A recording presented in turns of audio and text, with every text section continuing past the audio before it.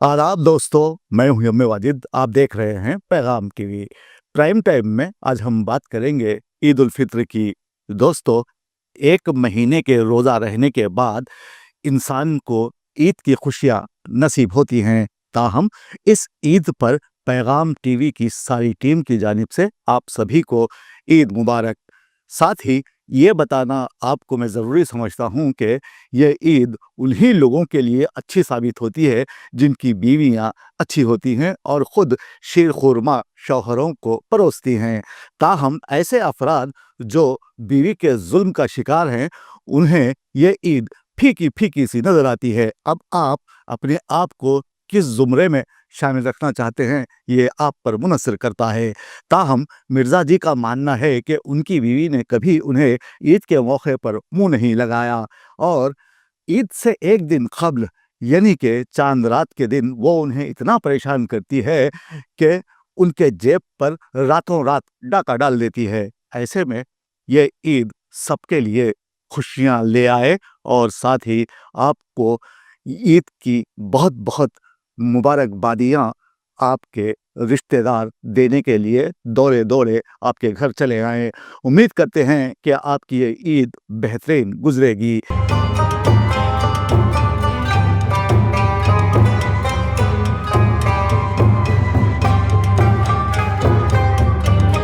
मौसम गर्मा और ख़वातीन में ज़्यादा फ़र्क नहीं होता। हर बात पर गर्मी दिखाना बीवी नाम की बला अच्छी तरह जानती है। ताहम कभी कभी हमने ये भी देखा है कि मौसम गर्मा में जब भी ईद आती है तो बीवियां अपने मर्दों के साथ शॉपिंग के लिए निकलती हैं तो मर्दों की जान निकल जाती है। वो ऐसे ही बेचारे गर्मी की वजह से अधमरे होते हैं और अगर फरवरी या मार्च अप्रैल में ईद आ जाए तो उनकी जेब पर दिन दहाड़े डाका पड़ता है।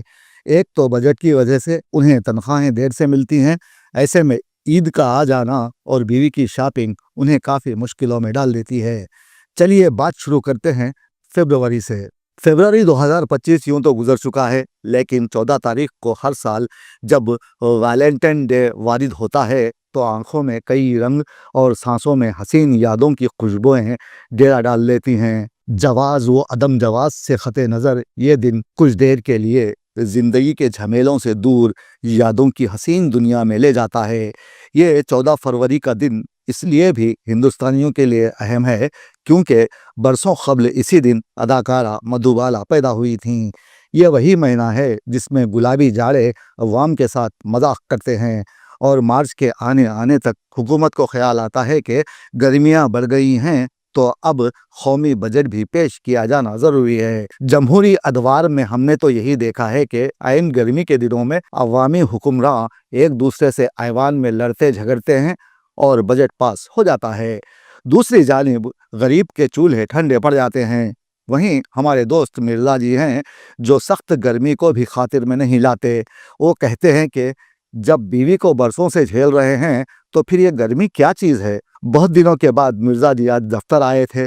मैंने पूछा क्या हाल है मिर्ज़ा जी के, तो उन्होंने झट से जवाब दिया यही महीना था 30 साल कब्ल शादी की थी, आज तक पछता रहा हूँ। पता है जब मैं आज सुबह घर से निकल रहा था तो तुम्हारी भाभी ने क्या कहा। मैंने कहा बताइए क्या कहा। सुनो जी, कल ईद है, आज ऑफिस से जल्दी आइए, शॉपिंग के लिए जाना है और एसी कार बुक करवा देना क्योंकि गर्मी बहुत है।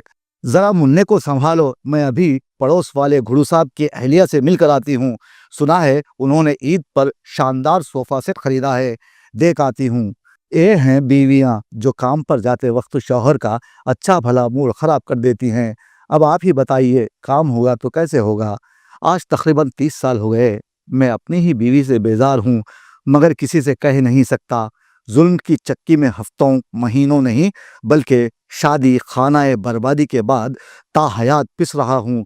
कोई जाए पना नहीं, आखिर मैं जाऊँ तो कहाँ जाऊँ। कोई नजात दहिंदा भी नहीं, अब बीवी से छुटकारा दिलाए भी तो कौन दिलाए। मेरी तरह सभी शादीशुदा मर्द बेचारे हालात के मारे या कह लो बीवी के मारे बस जिए जा रहे हैं।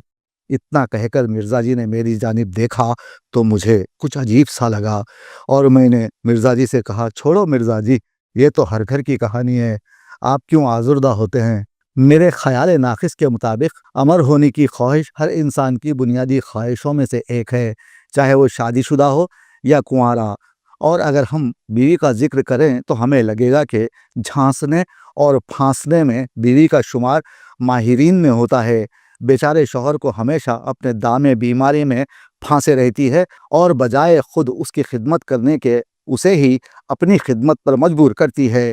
اسی وجہ سے ترقی اور جدت کے اس درخشاں دور میں بھی ہر کوئی اپنی بیوی کی برائی کا رونا روتا نظر آتا ہے۔ اس تعلق سے بڑا مشہور واقعہ ہے کہ ایک شخص نے اخبار میں اشتہار دیا، مجھے بیوی چاہیے۔ اگلے کچھ ہی دنوں میں اسے ڈھیر سارے خطوط موصول ہوئے جس میں لکھا تھا، میری بیوی مفت میں ضرور لے جائیے۔ اس سے آپ خود ہی اندازہ لگا سکتے ہیں کہ لوگ اپنی بیوی سے کس حد تک نالاں اور بیزار ہیں۔ اسی لیے مرزا جی کہتے ہیں کہ دل بھی گردن بھی ہتھیلی پہ لیے پھرتے ہیں، دل بھی گردن بھی ہتھیلی پہ لیے پھرتے ہیں، جانے کب کس کا لہو میری بیوی مانگے۔ جب انسان کنوارا ہوتا ہے تو وہ اپنی محبوبہ کے لیے وہ سب کچھ کر گزرنے کو تیار ہوتا ہے جو اس کے بس میں بالکل بھی نہیں ہوتا، لیکن ہمت دکھاتا ہے اور ڈورے ڈالنے میں ماہر بن جاتا ہے، اور گرمی کے دنوں میں اپنی محبوبہ کو دھوپ سے بچانے کے لیے چھاتا تحفے میں دے کر یہ گیت گاتا ہے۔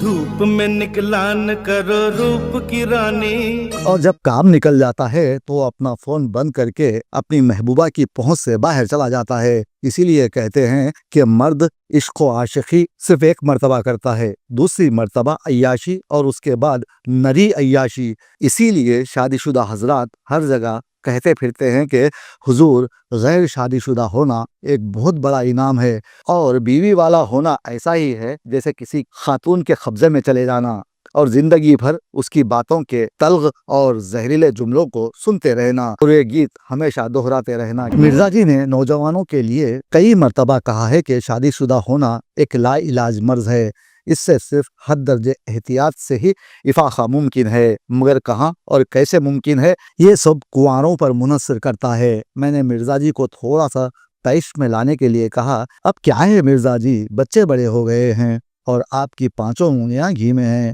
اتنا سننا تھا کہ وہ بھڑک اٹھے، میرے علاوہ کئی مظلوم دوست ہمارے ایسے بھی ہیں جو عرصے دراز سے بیوی کی اذیت جھیل رہے ہیں، ان کے حالات دیکھ کر ترس آتا ہے، جو اپنے بیڈ روم میں یہ گیت گا کر خود کو تسلی دے لیتے ہیں۔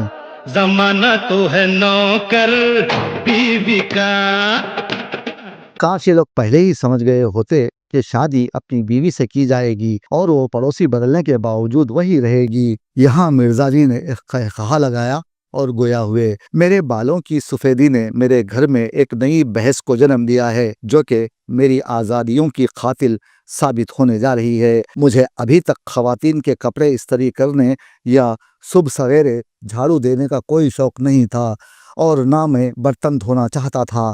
اب یہ سب کام خود ہی مجبوراً کرنے پڑتے ہیں۔ جب سے میں نے ایک عجیب و غریب، ڈراؤنا، گستاخانہ، حاکمانہ، ظالمانہ اور شاطرانہ لفظ بیوی سنا اور اسے گھر لے آیا، آج تک سمجھ نہیں پایا کہ وہ کیا ہے، کہاں سے ہے، کیوں ہے، کب تک ہے، اس کا کیا علاج ہے، سمجھ نہیں آیا۔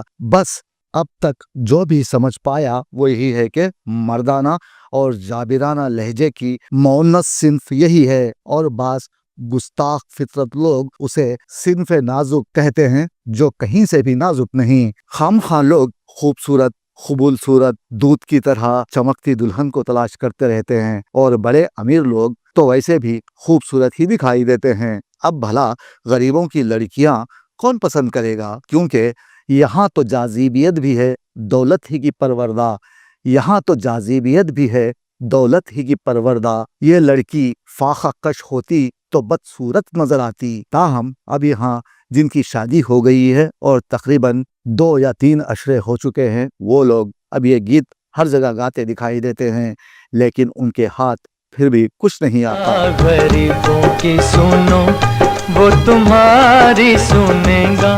اور یہاں کہنا صرف یہی ہے کہ اگر کوئی شخص ازدواجی زندگی کو یہ سمجھتا ہے کہ یہ رومانوی اور پھولوں بھرے خوابوں سے معمور ہوتی ہے تو وہ ناقابل وجود چیز کو اس دنیاوی زندگی میں تلاش کر رہا ہے، جبکہ اس دنیاوی زندگی کی طبیعت اور مزاج میں مشکلات اور تکلیفیں ودیت کی جا چکی ہیں۔ میاں بیوی میں محبت واجب نہیں اور نہ ہی نکاح نامے میں محبت کی شق اور شرط موجود ہے، مگر ایک دوسرے کی عزت و احترام، خیال اطاعت، سمجھوتہ حیا اس تعلق کو مضبوط رکھ سکتا ہے۔ خاوند اور بیوی کے مابین محبت ایک فطری اور طبعی معاملہ ہے، تو ایسے معاملات میں یہ نہیں کہا جاتا کہ یہ شریعت میں واجب ہے یا شریعت نے اس چیز کا حکم دیا ہے، بلکہ اس کی فطری اور طبعی کیفیت پر ہی اکتفا کر لیا جاتا ہے۔ یہاں کئی مرد ایسے بھی ہیں جو بیوی کو بہت بڑی بلا کہتے ہیں اور یہ گیت گاتے ہوئے ان کا مذاق اڑایا جاتا ہے۔ جوان ہو یا بوڑھیا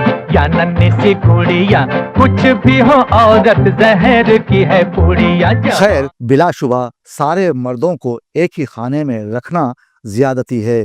کوئی بیوی سے زیادہ ڈرتا ہے تو کوئی کم، کوئی صرف گھر میں ڈرتا ہے تو کوئی باہر بھی ڈرتا صاف دکھائی دیتا ہے۔ یہ تو سب ہنسنے ہنسانے کی باتیں تھیں، حقیقت تو یہ ہے کہ میاں بیوی کا رشتہ بڑا پاکیزہ ہے۔ لطیفہ بازوں نے اسے ڈراؤنا بنا دیا ہے۔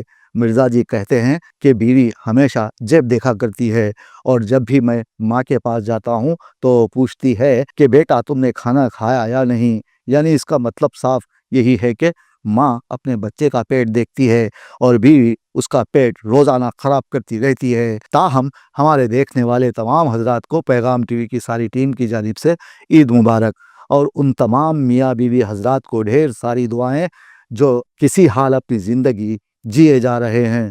حکم مانتے یا منواتے گزر تو رہی ہے، سب خوش رہیں اور اپنی اولاد کے علاوہ اپنے اڑوس پڑوس میں اپنے لوگوں کا خیال رکھیں۔ حیدرآبادی عوام ٹریفک قوانین کی پابندی کریں اور شہر کو ساری دنیا میں شرمندہ ہونے سے بچائیں۔ چلیے شیر خورمے کا دور ہو جائے، بعد میں بریانی کا مزہ لیں گے اور ساری دنیا کو یہی کہیں گے کہ عید مبارک۔ عید کا دن ہے گلے آج تو مل لے ظالم۔ عید ملا عید کویا آو آو، عید ملا عید ہاں عید ملا عید ہاں عید ملا، عید ملا عید کویا آو آو۔